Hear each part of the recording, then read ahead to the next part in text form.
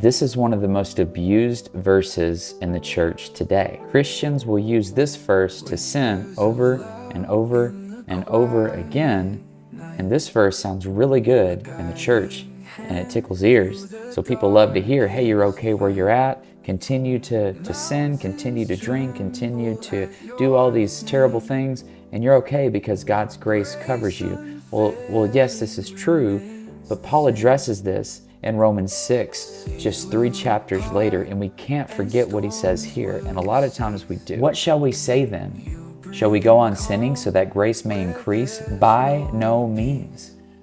We are those who have died to sin. How can we live it any longer?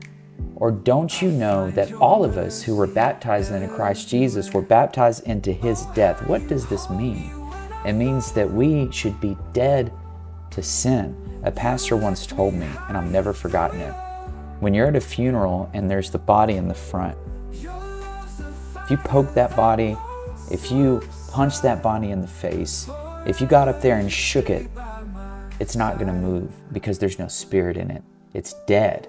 We should be the same way when sin comes crouching at our door. It can poke us, it can shake us, it can punch us, but it should have no effect in our lives. We should be able to live a righteous life through Christ Jesus in his death, burial, and resurrection as Christians. Let's stop using this verse, Romans 3. Let's stop using Romans 3 as an excuse to live a sinful and terrible life. And let's be the true Christians that we're called to be.